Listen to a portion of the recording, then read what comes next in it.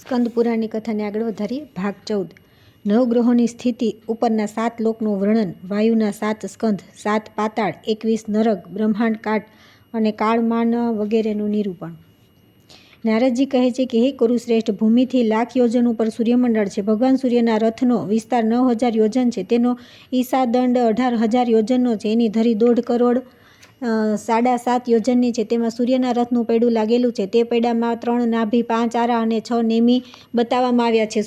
સૂર્યના રથની જે બીજી ધરી છે તેનું માપ 45,000 યોજન છે. ધરીનું જે પ્રમાણ છે તે જ બંને યુગાર્ધોનું પણ છે. તે રથની જે નાની ધરી અને યુગાર્ધ છે તે ધ્રુવના આધાર પર સ્થિત છે. બીજી ડાબી બાજુની ધરીમાં જે પૈડું લાગેલું છે તે માનસોતર પર્વત પર સ્થિત છે. વેદના જે 7 છંદ છે તે સૂર્યરથના 7 ઘોડા છે. તેમના નામ ગાયત્રી, બૃહતિ, ઉષ્ણિક, જગતિ, ત્રિષ્ટુપ, અનુષ્ટુપ અને શક્તિ. આ છંદ જ સૂર્યના ઘોડા બતાવવામાં આવ્યા છે. સદા વિદ્યમાન રહેનારા સૂર્યનો ન કદી અસ્ત થાય છે કે ન ઉદય, પણ સૂર્યનું દેખાવું એ ઉદય છે અને તેમનું દ્રષ્ટિથી અદ્રશ્ય થઈ જવું એ જ અસ્ત છે. ઇન્દ્ર, યમ, વરુણ અને કુબેર આ બધામાંથી કોઈ એકની પુરીમાં પ્રકાશિત થતા સૂર્યદેવ બાકીની 3 પુરીઓમાં અને 2 ખૂણાઓને પ્રકાશિત કરે છે અને પછી કોઈ દિશાના ખૂણામાં સ્થિત થાય છે ત્યારે તે બાકીના 3 ખૂણા અને 2 પુરીઓને પ્રકાશિત કરે છે. ઉત્તરાયણના પ્રારંભમાં સૂર્ય મકર રાશિમાં જાય છે ત્યારે પછી તેઓ કુંભ અને મીન રાશિઓમાં એક રાશિ પરથી બીજી રાશિ પર થઈને જાય છે. આ 3 રાશિઓને ભોગવી લીધા પછી સૂર્યદેવ દિવસ અને રાતને બરાબર કરી વિષુવવૃત્ત રેખા પર પહોંચે છે. ત્યાર પછી રાત્રિ દરરોજ ઘટવા લાગે છે અને દિવસ વધવા લાગે છે. પછી મેષ તથા વૃષભ રાશિ પર થઈને મિથુનના અંતમાં ઉત્તરાયણની અંતિમ સીમા પર આવે છે અને કર્ક રાશિ પર જઈને દક્ષિણાયનનો આરંભ કરે છે. જેમ કુંભારના ચકડાના કિનારે બેઠેલો જીવ બહુ ત્વરાથી ફરે છે તે જ પ્રમાણે સૂર્ય પણ દક્ષિણાયનને પાર કરવામાં શીઘ્રતાથી ચાલે છે. તેઓ વાયુવેગે ચાલતા રહે અત્યંત વેગવાન હોવાના કારણે ઘણી દૂરનું પણ અંતર થોડામાં પાર કરી લે છે. કુલાલ ચક્રના મધ્યમાં સ્થિત જીવ જે રીતે મંદ ગતિથી ચાલે છે તે જ પ્રમાણે ઉત્તરાયણમાં સૂર્ય મંદ ગતિથી ચાલે છે. તેથી તેઓ થોડા અંતરને પણ ચિરકાળમાં પાર કરે છે. સંધ્યાકાળ આવતા મંદેહ નામનો રાક્ષસ ભગવાન સૂર્યને ખાઈ જવાની ઈચ્છા કરે છે. તે રાક્ષસોને પ્રજાપતિનો એવો શાપ છે કે તેમનું શરીર તો અક્ષય રહેશે પરંતુ મૃત્યુ દરરોજ થશે. તેથી સંધ્યાકાળમાં તે રાક્ષસોની સાથે સૂર્યનું બહુ ભયંકર યુદ્ધ થાય છે. તે સમયે બ્રાહ્મણો ગાયત્રી મંત્રથી પવિત્ર કરેલા જળનો જે અર્ધ્ય આપે છે તેનાથી તે પાપી રાક્ષસો બળી જાય છે. તેથી સદા સંધ્યોપાસન કરવી જોઈએ. સંધ્યોપાસન નથી કરતા તેઓ કૃતજ્ઞ હોવાથી રૌરવ નરકમાં પડે છે. દરેક માસમાં ભિન્ન ભિન્ન સૂર્ય, ઋષિ, ગંધર્વ, રાક્ષસ, અપ્સરા, યક્ષ તથા સર્પ આ 7 સાથે ભગવાન સૂર્યનો રથ ફરે છે. ધાતા, અર્યમા, મિત્ર, વરુણ, વિવસ્વાન, ઇન્દ્ર, પૂષા, સવિતા, ભગ, ત્વષ્ટા તથા વિષ્ણુ આ 12 આદિત્ય, ચૈત્ર વગેરે મહિનાઓમાં સૂર્યમંડળમાં અધિકારી માનવામાં આવ્યા છે. સૂર્યના સ્થાનથી 1,00,000 યોજન દૂર ચંદ્રમાનું મંડળ છે. ચંદ્રમાનો રથ પણ 3 પૈડાવાળો હોવાનું મનાય છે. તેમાં ડાબી અને જમણી બાજુ કુંદના ફૂલ જેવા સફેદ 10 ઘોડા જોતરેલા છે. ચંદ્રમાંથી પૂરા 1,00,000 યોજન ઉપર સંપૂર્ણ નક્ષત્ર મંડળ પ્રકાશિત થાય છે. નક્ષત્રોની સંખ્યા 80 સમુદ્ર, 14 અરબ અને 20 કરોડ બતાવવામાં આવી છે. નક્ષત્ર મંડળથી 2,00,000 યોજન ઉપર બુધનું સ્થાન છે. ચંદ્ર નંદન બુધનો રથ વાયુ તથા અગ્નિદ્રવ્યથી બનેલો છે. તેમાં વાયુવેગી 8 પીળા ઘોડા જોતરવામાં આવે છે. બુધથી પણ 2,00,000 યોજન ઉપર શુક્રાચાર્યનું સ્થાન માનવામાં આવે છે. તેમના રથ પણ 8 ઘોડા હોય છે. શુક્રથી 1,00,000 યોજન ઉપર મંગળ છે. એમના રથમાં સુવર્ણ જેવી કાંતિવાળા 8 ઘોડા જોતરેલા છે. મંગળથી 2,00,000 યોજન ઉપર દેવ પુરોહિત બૃહસ્પતિનું સ્થાન છે. તેમનો રથ સોનાનો છે. તેમાં સફેદ રંગના 8 ઘોડા હોય છે. બૃહસ્પતિથી 2,00,000 યોજન શનીશ્વરનું સ્થાન છે. તેમના રથમાં આકાશથી ઉત્પન્ન થયેલા 8 કાબરચિત્રા ઘોડા જોતરેલા છે. રાહુના રથના ભ્રમર જેવા રંગના 8 ઘોડા હોય છે. તે એક જ વાર જોતરી દીધા છે અને સદા તેમના ધુમાડા જેવા રથને ખેંચતા રહે છે. તે રથની સ્થિતિ સૂર્યલોકથી નીચે માનવામાં આવે છે. શનીશ્વરથી 1,00,000 યોજન ઉપર સપ્તર્ષિઓનું મંડળ છે અને તેમનાથી પણ 1,00,000 યોજન ઉપર ધ્રુવની સ્થિતિ છે. ધ્રુવ સમસ્ત જ્યોતિમંડળના કેન્દ્ર છે. તેઓ પણ શિશુકુમાર ચક્રના પૃષ્ઠભાગના અગ્રભાગમાં સ્થિત છે. જેમને ભગવાન વાસુદેવના સર્વોત્તમ અને અવિનાશી ભક્ત કહે છે. હે અર્જુન, આ સંપૂર્ણ જ્યોતિમંડળ વાયુરૂપી દોરીથી ધ્રુવ સાથે બાંધેલું છે. સૂર્યમંડળનો વિસ્તાર 9,000 યોજન છે. તેનાથી 2 ગણો ચંદ્રમાના મંડળનો વિસ્તાર છે. મંડળાકાર રાહુ આ બંનેની સમાંતર થઈને પૃથ્વીની નિર્મળ છાયા ગ્રહણ કરીને તેમની નીચે ચાલે છે. શુક્રાચાર્યનું મંડળ ચંદ્રમાના 16મા ભાગ જેટલું છે. બૃહસ્પતિ મંડળનો વિસ્તાર શુક્રાચાર્યથી 1/4 ઓછો છે. એ જ પ્રમાણે મંગળ, શનીશ્વર અને બુધ પણ બૃહસ્પતિ કરતાં પણ 1/4 ઓછા છે. નક્ષત્ર મંડળનો વિસ્તાર 500, 400, 300, 200, 100થી લઈને ઓછામાં ઓછો 1 યોજન અડધો યોજન સુધીનો છે. એનાથી નાનું કોઈ નક્ષત્ર નથી. પૃથ્વી પર સ્થિત બધો લોક જ્યાં પેદલ જઈ શકાય છે તેને ભૂલોક કહે છે. ભૂમિ અને સૂર્યની મધ્યના લોકને ભૂવરલોક કહે છે. ધ્રુવ તથા સૂર્યલોકની વચ્ચે જે 14 લાખ યોજનનો અવકાશ છે તેને લોક સ્થિતિના વિચારકો જાણકારો સ્વર્ગલોક કહે છે. ધ્રુવથી ઉપર 1 કરોડ યોજન સુધી મહરલોક બતાવાયો છે. તેનાથી ઉપર 2 કરોડ યોજન સુધી જનલોક છે જ્યાં સનકાદી નિવાસ કરે છે. તેનાથી ઉપર 4 કરોડ યોજન સુધી તપોલોક માનવામાં આવ્યો છે જ્યાં વૈરાજ નામના દેવતાઓ આનંદપૂર્વક નિવાસ કરે છે. તપોલોકથી ઉપર તેના કરતાં 6 ગણા વિસ્તારનો સત્યલોક છે જ્યાં એવા લોકો રહે છે જેમનું પુનર્મૃત્યુ થતું નથી, અર્થાત જેઓ ત્યાં જ જ્ઞાન પ્રાપ્ત કરીને બ્રહ્માજીની સાથે મુક્ત થઈ જાય છે.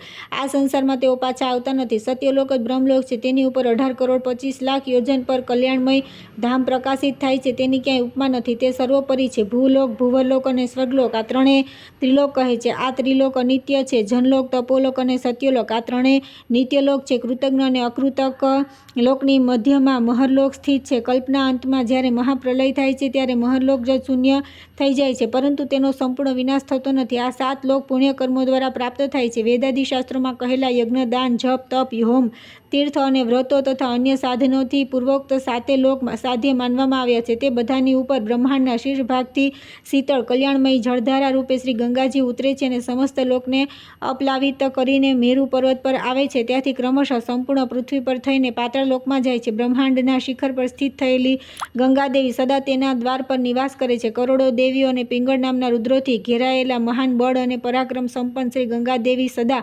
બ્રહ્માંડની રક્ષા તથા દુષ્ટોનો સંહાર કરે છે. હે અર્જુન, વાયુની 7 શાખાઓ છે.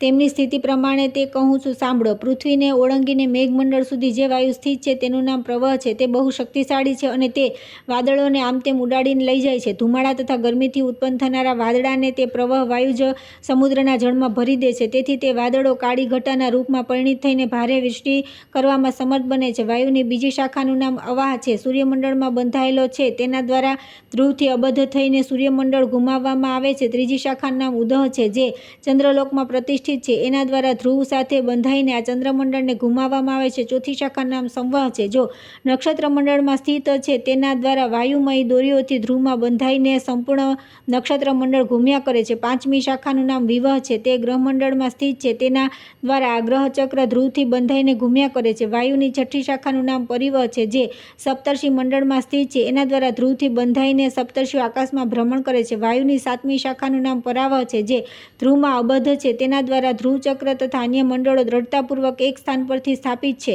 ધ્રુવથી ઉપર જે સ્થાન છે ત્યાં ન તો સૂર્યનો પ્રકાશ પહોંચે અને ન નક્ષત્ર કે તારા પણ ઉગે છે. ત્યાંના લોકો પોતાના તેજને શક્તિથી સદા સ્થિર રહે છે. આ પ્રમાણે ઉર્ધ્વલોકનું વર્ણન કરવામાં આવ્યું છે. હવે પાતાળનું વર્ણન સાંભળો. હે અર્જુન, પૃથ્વીની ઊંચાઈ 70,000 યોજન છે. તેની નીચે પાતાળ 7 છે જે એક બીજાથી 10,000 યોજન દૂર છે. તેમના નામ આ પ્રમાણે છે: અતલ, વિતલ, નિતલ, રસાતલ, તલાતલ, સુતલ તથા પાતાળ. હે કુરુનંદન, ત્યાંની ભૂમિ સુંદર મહેલોથી સુશોભિત છે. તે ક્રમશઃ કૃષ્ણ, શુક્લ, અરુણ, પીત, કંકરાળી, પથરીલી તથા સુવર્ણમય છે. તે પાતાળોમાં દાનવ, દૈત્ય અને નાગ સેંકડો સંઘ બનાવીને રહે છે. ત્યાં ન ગરમી છે, ન ઠંડી છે, ન વરસાદ, ન કોઈ કષ્ટ. 7મા પાતાળમાં હાટકેશ્વર શિવલિંગ છે જેની સ્થાપના બ્રહ્માજીએ કરી છે. ત્યાં અનેક નાગરાજ તે શિવલિંગની આરાધના કરે છે. પાતાળની નીચે વિપુલ માત્રામાં જળ છે અને તેની નીચે નરકો હોવાનું બતાવ્યું છે. તે નરકોમાં પાપી જીવન નાખવામાં આવે છે. હે મહામતે, તેમનું વર્ણન સાંભળો. આમ તો 55 કરોડ નરક છે, પરંતુ બધામાં રૌરવથી લઈને સ્વભોજન સુધી 21 મુખ્ય છે. તેમના નામ આ પ્રમાણે છે: રૌરવ, શુકર, રો, તાલ, વિષન, મહાજ્વલ, તપ્તકુંભ, લવણ, વિમોહક, રુધિરાંધ, વૈતરણી, કૃમિશ, કૃમિભોજન, અસિપત્રવન, કૃષ્ણ, ભયંકર, લાલાભક્ષ, પાપમય, પયુવહ, વહિજ્વાળ, અધશિરા, સંદર્શ, કાલસૂત્ર, તમોમય, અવિચી, સ્વભોજન અને પ્રતિભાશૂન્ય, અપર, અવિચી તથા એવા બીજા પણ નરક અતિ ભયંકર છે. ખોટી સાક્ષી આપનાર મનુષ્ય રૌરવ નરકમાં પડે છે. ગાયો અને બ્રાહ્મણોને ક્યાંક બંદી બનાવીને રોકી રાખનારા પાપી રોજ નરકમાં જાય છે. મદિરા પીનાર શુકર નરકમાં અને નરહત્યા કરનાર તાલ નરકમાં પડે છે. ગુરુપત્ની સાથે વ્યભિચાર કરનાર પુરુષને તપ્તકુંભ નામના નરકમાં નાખવામાં આવે છે તથા પોતાના ભક્તની હત્યા કરનારને તપ્તલોહ નરકમાં તપાવવામાં આવે છે. ગુરુજનોનું અપમાન કરનારને મહાજ્વાળ નરકમાં નાખવામાં આવે છે. વેદશાસ્ત્રોને નષ્ટ કરનારને લવણ નામના નરકમાં ઓગાળવામાં આવે છે. ધર્મ મર્યાદાનું ઉલ્લંઘન કરનાર વિમોહક નરકમાં જાય છે, દેવતાઓનો દ્વેષ કરનાર કૃમિભક્ષ નરકમાં જાય છે, દૂષિત ભાવનાથી તથા શાસ્ત્રવિધિથી વિપરીત યજ્ઞ કરનાર કૃષ્મિશ નરકમાં જાય છે, દેવતાઓ અને પિતૃઓનો ભાગ તેમને અર્પણ કર્યા વિના અથવા તેમને અર્પણ કરતા પહેલાં જ ભોજન કરી લે છે તે લાલાભક્ષ નરકમાં જાય છે. જીવ માત્રથી વેર રાખનાર તથા છળપૂર્વક અસ્ત્રશસ્ત્રોનું નિર્માણ કરનારને વિષસન નરકમાં નાખવામાં આવે છે. અસત ભિક્ષા ગ્રહણ કરનાર અધોમુખ નરકમાં અને એકલો મિષ્ટાન ભોજન કરનાર પૂર્વ નરકમાં પડે છે. મરઘા, કૂતરા, બિલાડા તથા પક્ષીઓને આજીવિકા માટે પાળનાર પણ પૂર્વવહ નરકમાં જાય છે. જે કોઈના ઘરને ખેતરમાં ઘાસ અને અનાજના વગેરેમાં આગ લગાવે છે તે રુધિરાંધ નરકમાં જાય છે. નક્ષત્ર વિદ્યા તથા નટ અથવા મલવૃત્તિથી જીવિકા ચલાવનાર મનુષ્ય વૈતરણી નરકમાં પડે છે. જે ધન અને યુવાનીના મદથી પાગલ થઈ બીજાના ધનનું અપહરણ કરે છે તે કૃષ્ણ નામના નરકમાં પડે છે. વૃક્ષોને કાપનાર મનુષ્ય અસીપત્ર વનમાં જાય છે. જે કપટ વૃત્તિથી જીવિકા ચલાવે છે તેને વહીવી જ્વાળ નામના નરકમાં નાખવામાં આવે છે. પરાઈ સ્ત્રી અને પરાઈ અન્નનું સેવન કરનાર પુરુષ સદ્રશ નરકમાં જાય છે. જે દિવસે સૂએ છે તથા વ્રતનો ભંગ કરે છે અને જે શરીરના મદથી ઉન્મત્ત રહે છે તે બધા સ્વભોજન નામના નરકમાં જાય છે. જે બળવાન શિવ અને વિષ્ણુને માનતા નથી તથા તેમને અરિચિ નામના નરકમાં નાખવામાં આવે છે. આ પ્રમાણે શાસ્ત્ર નિષિદ્ધ કર્મોના આચરણરૂપી પાપથી પાપી જીવ હજારો અત્યંત ઘોર નરકોમાં અવશ્ય પડે છે. તેથી જે મનુષ્ય આ નરકોથી છૂટવા માંગતો હોય તેણે વૈદિક માર્ગનું અવલંબન કરીને ભગવાન વિષ્ણુ અને શિવ બંનેની આરાધના કરવી જોઈએ. નરકોના નીચેના ભાગમાં કાલાગ્નિ છે. કાલાગ્નિની નીચે મંડૂક અને મંડૂકની નીચે અનંત છે. જેના મસ્તકના અગ્રભાગમાં આ સંપૂર્ણ જગત સરસવના કણની જેમ દેખાય છે.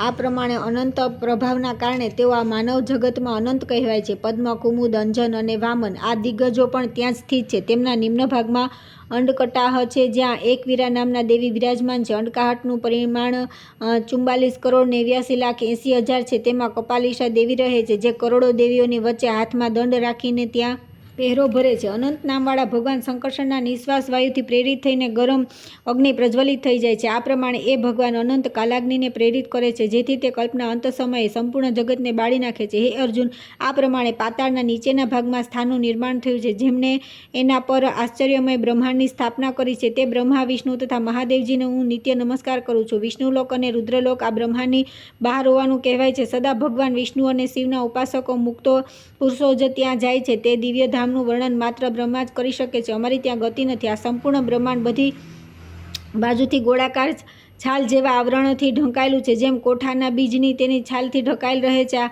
સંપૂર્ણ અંડકાહટ પોતાનાથી 10 ગણા પાણીથી ભરાયેલું છે. તે જળ પણ 10 ગણા વિસ્તારના, તેજથી તેજ, વાયુથી વાયુ, આકાશથી આકાશ, અહંકાર તથા અહંકારથી મહતત્વ આચ્છાદિત છે તથા તે મહતત્વને પણ સર્વપ્રધાન પ્રકૃતિ ઘેરીને સ્થિત છે. પ્રથમ છે 6 આવરણ કહેવામાં આવ્યા છે તે બધાને વિદ્વાનો ઉત્તરોત્તર 10 ગણું કહે છે અને 7મું આવરણ પ્રકૃતિનું છે તેને અનંત કહેવામાં આવ્યું છે. તેની અંદર એવા કરોડો ને અબજો બ્રહ્માંડ સ્થિત છે. જેવું કે આ બ્રહ્માંડ હે કુંતીનંદન, જેમનો વૈભવ આવો છે તે ભગવાન સદાશિવને હું પ્રણામ કરું છું. ઓહો, જે એવા મોહમાં ફસાઈ જાય કે તારવાવાળા ભગવાન શિવનું ભજન સુધા ન કરી શકે તેનાથી વધીને મૂર્ખ કોણ હોઈ શકે? તે મૂર્ખ મહાપાપી છે. હવે હું તમને કાલનું માપ કહીશ, તેને સાંભળો. વિદ્વાનો 15 નિમેષની આ એક કાષ્ટ બતાવે છે. 30 કાટની એક કલા જાણવી. 30 કલા બરાબર 1 મુહૂર્ત થાય છે. 30 મુહૂર્તના 1 દિવસ રાત થાય છે. 1 દિવસ રાત 3 મુહૂર્તના 5 કાળ હોય છે. તેમનું વર્ણન સાંભળો. પ્રાતઃકાળ, સંગવકાળ, મધ્યાહ્નકાળ, અપરાહકાળ તથા 5મો સાયંકાળ. આ 15 મુહૂર્ત વ્યતીત થઈ છે. 15 દિવસ રાત્રિનો એક પક્ષ કહેવાય. 2 પક્ષનો એક માસ કહેવામાં આવ્યો છે. 2 સૌર માસની એક ઋતુ થાય છે. 3 ઋતુઓનું એક અયન થાય છે તથા 2 અયનોનું એક વર્ષ માનવામાં આવ્યું છે. વિદ્વાનોએ માસના 4 અને વર્ષના 5 ભેદ બતાવેલા છે. પહેલું સંવત્સર, બીજું પરિવત્સર, ત્રીજું ઈદત્સર, ચોથું અનુવત્સર તથા યુગવત્સર છે. આ જ વર્ષ ગણનાની ચોક્કસ સંખ્યા છે. મનુષ્યના એક માસનો પિતૃઓનો એક દિવસ થાય છે. કૃષ્ણ પક્ષ તેમનો દિવસ કયો છે અને શુક્લ પક્ષ તેમની રાત્રિ. મનુષ્યના એક વર્ષના દેવતાઓનો એક દિવસ માનવામાં આવે છે. ઉત્તરાયણ તો તેમનો દિવસ છે અને દક્ષિણાયન રાત્રિ દેવતાઓના એક વર્ષને સમાપ્તનો એક દિવસ માનવામાં આવ્યો છે. સપ્તર્ષિઓના એક વર્ષમાં ધ્રુવનો એક દિવસ થાય છે. માનવ વર્ષ અનુસાર 17,88,000 વર્ષોનો સત્યયુગ માનવામાં આવે છે. મનુષ્યોની ગણતરી જ 12 લાખ યોજન 96,000 વર્ષોનો ત્રેતાયુગ છે. 8,64,000 વર્ષનો દ્વાપરયુગ છે અને 4,32,000 વર્ષનો કલયુગ માનવામાં આવ્યો છે. આ 4 યુગ જેટલા દેવતાઓ એક યુગ થાય છે. એવા 71 યુગોથી થોડા વધારે સમય મનુનું આયુષ્ય હોય છે. 14 મનુઓનો સમય વ્યતીત થાય ત્યારે બ્રહ્માનો એક દિવસ પૂરો થાય છે, જે 1000 ચતુર્યુગીનો માનવામાં આવે છે. તે જ કલ્પ છે. હવે કલ્પોના નામ સાંભળો: ભવોદ્ભવ, તપોભવ્ય, ઋતુ, વહિર, વરાહ, સાવિત્ર, ઔશિક, ગાંધાર, કુશિક, ઋષભ, ખડગ, ગાંધારીય, મધ્યમ, વૈરાજ, નિષાદ, મેઘવાહન, પંચમ, ચિત્રક, જ્ઞાન, આકૃતિ, મીન, દંશ, બૃહક, શ્વેત, લોહિત, રક્ત, પિત્તવાસા, શિવ, પ્રભુ તથા સર્વરૂપ. આ 30 કલ્પોનો બ્રહ્માજીનો એક માસ પણ છે. એવા 12 માસનું એક વર્ષ થાય છે. તથા 100 વર્ષ સુધી બ્રહ્માજીના આયુષ્યનો પૂર્વાર્ધ માનવામાં આવ્યો છે. પૂર્વાર્ધ જેટલા અપરાધો પણ છે. આ પ્રમાણે બ્રહ્માજીના આયુષ્યનું માપ બતાવવામાં આવ્યું છે. હે અર્જુન, ભગવાન વિષ્ણુ તથા ભગવાન શંકરના આયુષ્યનું વર્ણન કરવામાં હું સર્વથા અસમર્થ છું. હું ક્યાં મારી કલ્પના અલ્પ બુદ્ધિ અને ક્યાં અપાર અનંત ભગવાન વિષ્ણુ અને શિવ, એ તો કાલાતીત અને મહાકાલ સ્વરૂપ છે. પાતાળ લોકમાં પણ દેવતાઓનો કાગળના પ્રમાણે ગણતરી કરવામાં આવે છે. આ બધી વાતો મેં મારી બુદ્ધિ અનુસાર તમને કહી. ત્યાર પછી આવે છે રાજા શતશૃંગની પુત્રી કુમારિકા ચરિત્ર તથા કુમારી ખંડની શ્રેષ્ઠતા. નારદજી કહે છે કે હે અર્જુન, નાભીના પુત્ર જે ઋષભ નામે પ્રસિદ્ધ થયા, તેમના નામ પર કલયુગમાં વિવિધ પ્રકારના પાખંડથી પૂર્ણ મતવાદની કલ્પના કરી શકાશે. જે લોકોને મોહમાં નાખનારી હશે તે ઋષભજીના પુત્ર ભરત થયા અને ભરતના શતશૃંગ થયા. શતશૃંગને 8 પુત્રો અને 1 પુત્રી થઈ. પુત્રોના નામ આ પ્રમાણે છે: ઇન્દ્રદ્વીપ, કેસરુ, તમદ્વીય, ગભેસ્તિમાન, નાગ, સૌમ્ય, ગંધર્વ તથા વરુણ. એમની જે કન્યા હતી તેમનું મુખ બકરી જેવું હતું. આવું થવામાં એક મહાન આશ્ચર્યપૂર્વક કારણ હતું, જે કહી રહ્યો છું. મહીસાગરના તટ પર જે સંભતીર્થ છે તેની પાસેના દુર્ગમ પ્રદેશમાં એક દિવસ એક બકરી પોતાના ટોળેમાંથી છૂટી પડી ગઈ ને ચાલવા લાગી. ત્યાં વેલા પાંદડાઓને એક ઝાડ જેવું હતું. બકરી તરસી હતી, તેથી ત્યાંના જવા નીકળી કે ઝાડમાં ફસાઈને મૃત્યુ પામી. થોડા સમય પછી તેના શરીરનો માથાથી નીચેનો ભાગ તૂટીને સર્વ પ્રાણી પાપ નિવારણ થઈ ગયા, સગર સાંસરમાં પડી ગયા. તે દિવસે શનિવારની સાથે અમાવસ્યાનો યોગ હતો. માથું તો તે જાળીમાં ભરાઈને જેમનું તેમ રહી ગયું, પાણીમાં ન પડ્યું. બાકીનું શરીર મહીસાગરના જળમાં પડ્યું. તેથી તે તીર્થના પ્રભાવથી તે બકરી સિંહલ દેશના રાજા શતશૃંગની પુત્રી થઈ, પરંતુ તેનું મોઢું બકરીનું હતું. બાકીના બધા અંગો સુંદર દેખાતા હતા. રાજા શતશૃંગ પહેલાં સંતાનહીન હતા, તેથી તેમને ત્યાં જે પુત્રી થઈ તે તેમને પુત્રો 100 જેટલી પ્રિય હતી. પરંતુ બકરી જેવું તેનું મોઢું જોઈને રાજા પરિવારના લોકોને બહુ આશ્ચર્ય થયું. રાજા પોતાની રાણી સાથે બહુ દુઃખથી વાત થઈ. ધીરે ધીરે તે કન્યા યુવાવસ્થાને પ્રાપ્ત થઈ. એક દિવસ તેણે દર્પણમાં પોતાનું મોઢું જોયું. જોતાની સાથે તેને પોતાના પૂર્વજન્મનું સ્મરણ થઈ આવ્યું. ત્યારે તેણે પોતાના માતા પિતાને પૂર્વની વાત કહી. તેમની પાસે ત્યાં જવાની આજ્ઞા લીધી અને નૌકા દ્વારા તે સ્તંભતીર્થ તરફ જઈ પહોંચી. ત્યાં રાજકુમારીએ સર્વસ્વ દક્ષિણાવાળું દાન કર્યું. ત્યાર પછી ઘાસ પાંદડાની ઝાડમાં શોધીને તેણે પોતાના પૂર્વજન્મની માથાની શોધ કરી અને સંગમ નજીક તેનો દેહ દાહ કરીને હાડકાને મહીસાગરમાં ફેંકી દીધા. ત્યારે તે તીર્થના પ્રભાવથી તેનું મુખ ચંદ્ર જેવું કાંતિમાન થઈ ગયું હતું. દેવતા, દાનવ અને મનુષ્ય બધા તેના રૂપમાં મોહિત થઈને તેને પ્રાપ્ત કરવા માટે રાજા પાસે યાચના કરવા લાગ્યા, પરંતુ બધામાંથી કોઈને પતિ બનાવવાની ઈચ્છા ન હતી. ત્યાર પછી કુમારીએ પ્રસન્નતાપૂર્વક કઠોર તપસ્યાનો આરંભ કર્યો. તપસ્યા કરતાં કરતાં 1 વર્ષ પૂરું થયું. ત્યારે દેવાધિદેવ મહેશ્વર તેને પ્રત્યક્ષ દર્શન આપ્યા અને કહ્યું કે હું તને વરદાન આપવા માટે આવ્યો છું. ત્યારે રાજકુમારી બોલી, ભગવાનનું પૂજન કરીને આ પ્રમાણે બોલી કે હે દેવેશ્વર, જો તમે પ્રસન્ન છો અને મને વરદાન આપવા ચાહો છો તો તમે આ તીર્થમાં સદા નિવાસ કરો. ભગવાન શિવે એવમ વસ્તુ કહી તેની પ્રાર્થનાનો સ્વીકાર કરી લીધો. તેનાથી કુમારીને ઘણો હર્ષ થયો. જ્યાં તેણે બકરીના માથાનો દાહ કાઢ્યો હતો તે વર્કરેશ નામના શિવની સ્થાપના કરી. આ આશ્ચર્યજનક સમાચાર સાંભળી સ્વસ્તિક નામનો નાગરાજ કુમારીને જોવા માટે તલાતલ લોકમાંથી આવ્યો. માથાના બળથી આવતી વખતે પૃથ્વીને જ્યાં ફાડીને તે બહાર નીકળ્યો, ત્યાં સ્વસ્તિક નામનો કૂવો થઈ ગયો. તે કૂવો વર્કરેશ્વરના ઈશાન ખૂણામાં તેને ગંગાજીએ પોતાના જળથી ભરી દીધો. તે સર્વતીર્થમય થઈ ગયો. ત્યાં શિવલિંગ સ્થાપિત જોઈને ભગવાન શિવે પ્રસન્ન થઈ આ વરદાન આપ્યું, જેણે સબનો અહીં દાહ સંસ્કાર થશે અને દાહ કરીને મહીસાગરમાં સંગમમાં જેમના હાડકાં નાખવામાં આવશે તેઓ દીર્ઘકાળ સુધી સ્વર્ગમાં નિવાસ કર્યા વૈભવોથી પરિપૂર્ણ પ્રતાપી રાજા થશે. જે મનુષ્ય મહીસાગર સંગમના જળમાં સ્નાન કરીને ભક્તિભાવથી ભગવાન વક્રેશ્વરનું પૂજન કરે છે તેનો મનોરથ સફળ થાય છે. કાર્તિક કૃષ્ણ પક્ષની 14ના દિવસે જે મનુષ્ય શ્રદ્ધાપૂર્વક આ કૂપના સ્થાન અને પોતાને પિતૃઓનું તર્પણ કરીને વક્રેશ્વરનું પૂજન કરશે તે સર્વ પાપોથી મુક્ત થઈ જશે. એવું વરદાન પ્રાપ્ત કરીને તે સિંહલ દેશમાં પાછી આવી અને પોતાના પિતાને ત્યાંનું બધું વૃત્તાંત કહી સંભળાવ્યું. તે સાંભળીને રાજા સતશૃંગ અને અન્ય લોકોને પણ ભારે આશ્ચર્ય થયું. બધાએ તે મહાતીર્થના ગુણગાન ગાયા અને તેના પ્રત્યે આદરનો ભાવ રાખી ત્યાંની યાત્રા કરી. આ તીર્થ સ્થાન અને વિવિધ પ્રકારના દાન કરીને તે બધા પોતાના નગરમાં પાછા આવ્યા. તીર્થનો અદ્ભુત મહિમા જાણીને તેમને બહુ પ્રસન્નતા થઈ. ત્યાર પછી રાજા સતશૃંગે આ ભારતવર્ષના 9 વિભાગ કર્યા. તેમાંના શૃંગશ્રેંગ આ ભારતવર્ષના હતા 800. તેમણે પોતાના 8 પુત્રોને આપ્યા અને 9મો ભાગ કુમારીને અર્પિત કર્યો. અને અનેક પ્રકારના પર્વતોથી સુશોભિત તે વિભાગોનું વર્ણન કરું છું.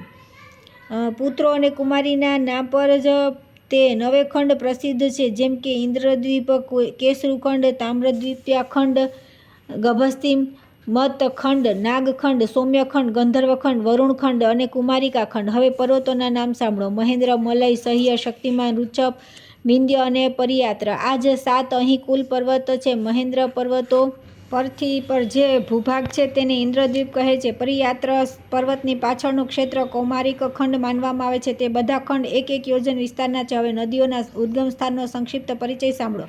વેદ, સ્મૃતિ વગેરે નદીઓ પરિયાત્ર પર્વતમાંથી પ્રગટ થયેલી મનાય છે. નર્મદા અને સુરસા વગેરે નદીઓ વિંધ્ય પર્વતમાંથી નીકળી છે. શતદ્રુ અને ચંદ્રભાગા વગેરે રુચ્ચ પર્વતનું સંતાન છે. ઋષિકુલા અને કુમારી વગેરે નદીઓ સુક્તિમાનની શાખાથી પ્રગટ થઈ છે. તાપી, પયોષ્ણી, નિવિંધ્યા, મહાનદી, કાવેરી, કૃષ્ણવેણી તથા ભીમરથી આ સહ્ય પર્વતની નજીકના પર્વતથી નીકળેલી મનાય છે. કૃતમાલા અને તામ્રપર્ણી વગેરે નદીઓ મલય પર્વતમાંથી નીકળી છે. ત્રિસામા અને ઋષ્યકુલ્યા વગેરે મહેન્દ્ર પર્વતથી નીકળી છે. આ પ્રમાણે રાજા પોતાના પુત્રો અને કુમારીને ભારતવર્ષના જુદા જુદા ભાગ આપીને પોતે ઉત્તર દિશામાં સતશૃંગ પર્વત પર ચાલ્યા ગયા અને ત્યાં કઠોર તપ કરીને બ્રહ્મલોકને પ્રાપ્ત થયા. અહીં મહાભાગ્યશાળી કુમારી સ્તંભ તીર્થમાં રહીને કુમારિકા ખંડની આવકમાંથી દાન આપીને ત્યાં તપસ્યા કરવા લાગી. ત્યાર પછી થોડા સમય પછી કુમારીના 8 ભાઈઓને 9 પુત્ર થયા, જે મહાન પરાક્રમ, બળ અને ઉત્સાહથી સંપન્ન હતા. એક દિવસ તે બધાએ ત્યાં આવીને કુમારીને કહ્યું કે શુભે, તમે અમારા કુળની દેવી છો, અમારા પર કૃપા કરો. અમે 72 ભાઈઓ છીએ અને અમારી પાસે 8 ખંડ છે. તમે પોતે વહેંચણી કરી અમને બધાને આપો, જેથી અમારા લોકોમાં કુસંપ ન થાય. તેમના આ પ્રમાણે કહેવાથી સર્વધર્મની જ્ઞાતા કુમારીએ ભારતવર્ષના 9 ખંડોના 72 ભાગ કર્યા. મંડલ પ્રદેશમાં 4 કરોડ ગામોને સામેલ કર્યા. 2.5 કરોડ ગામોની યુક્ત પ્રદેશ બાલાક કહેવાય છે. ખુરાસાહણક દેશમાં 1.25 કરોડ ગામ છે. અંધલમાં 4 લાખ અને નેપાલમાં 1 લાખ ગામ છે. કાન્યકુબ્જ દેશ 36 લાખ ગામોવાળો છે. જનક પ્રદેશ 72 લાખ અને વૌડ દેશમાં 18 લાખ ગામો છે. કામરૂપમાં 9 લાખ, લારહાર અને માલ દેશમાં 9 લાખ, કાંતિપુરમાં 9 લાખ, મણિપુરમાં 9 લાખ તથા જાલંધર અને લોહપુરમાં પણ 9 લાખ ગામ છે. પામલીપુરમાં 7 લાખ, રટરાજમાં 7 લાખ, હરિયાલમાં 5 લાખ, ઈડ દેશમાં 3.5 લાખ, પાશાંભણ વાહકમાં 3.5 લાખ, નીલપુરમાં 21,000, અમ્લ દેશમાં 1 લાખ, નરેન્દુ દેશમાં 1.25 લાખ, તિલંગ દેશમાં પણ 1.25 લાખ, માલવમાં 18,92,000, સ્વયંભર દેશમાં 1.25 લાખ, મેવાડ દેશમાં 1.25 લાખ, બાગીર દેશમાં 80,000, ગુર્જર દેશમાં 70,000, પાંડુ દેશમાં 70,000, તેજાકુતીમાં 42,000, કાશ્મીરમાં મંડળમાં 68,000, કોંકણ દેશમાં 36,000, લઘુ કોંકણ દેશમાં 1440 ગામ, સૌરાષ્ટ્રમાં 55,000 તથા તાડ દેશમાં 21,000 ગામ છે. અતિ સિંધુમાં 10,000, અશ્વમુખમાં પણ 10,000, સજાનુહૂતિ દેશમાં 10,000, વેણુ દેશમાં 10,000, કલહજ દેશમાં 10,000, દ્રવિડ દેશમાં 10,000, ભદ્રાસ અને દેવભદ્રાસમાં પણ 10,000 ગામો છે. રીચાયુસ અને યમકોટી દેશમાં 36,000 ગામ છે. રોમક દેશમાં 18 કરોડ બતાવવામાં આવ્યા છે. કામરૂ, કર્ણાટક તથા જાંગલ આ 3 દેશોમાં 1.25 લાખ ગામ છે. સ્ત્રી રાજ્યમાં 5 લાખ તથા પુલચ્છ દેશમાં 10 લાખ ગામ છે. કામ્બોજ અને કૌશલમાં 10 લાખ, બહ્યાકીમાં 4 લાખ, લંકામાં 36,000, વર્ધમાનમાં 64,000, સિંહલ દ્વીપમાં 10,000, પાંડ્ય દેશમાં 36,000, ભયાનક દેશમાં 1,00,000, મગધ દેશમાં 66,000, પંગુ દેશમાં 60,000, વરેન્દક દેશમાં 30,000, મૂળ સ્થાનમાં 50,000, યવન દેશમાં 40,000 તથા પક્ષબાહુ દેશમાં 4,000 ગામો છે. આ પ્રમાણે 72 દેશોને તેમના ગામોની સંખ્યાનું વર્ણન કર્યું.